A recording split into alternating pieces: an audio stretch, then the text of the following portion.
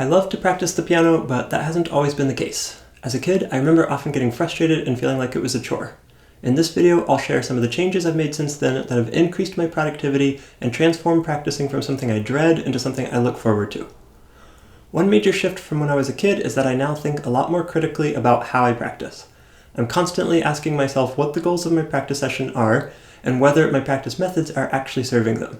How I practice now is very different from 5 years ago, and I hope that it will be just as different another 5 years from now. I'm interested in improving at piano, but I'm just as interested in improving at practicing the piano. When I was younger, I thought of practicing as something I do primarily with my hands, almost like a form of exercise. Back then, I would often mindlessly repeat a passage over and over again without making any changes.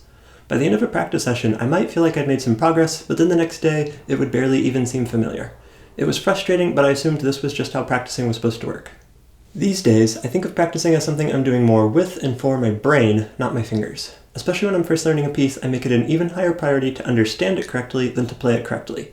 Now, I find that my pieces often get better instead of worse between practice sessions, and I can go a lot longer without practicing a piece before I start to lose any progress. I've also gotten a lot pickier about trying to avoid mistakes. When I do make a mistake, I change something to try and prevent it from happening again. Mostly this means practicing a smaller section, taking a slower tempo, or both. This last one may be the most counterintuitive, but also the most important.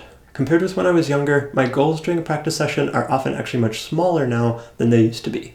This doesn't mean I've gotten less ambitious though. The flip side is that they're also much more manageable and specific.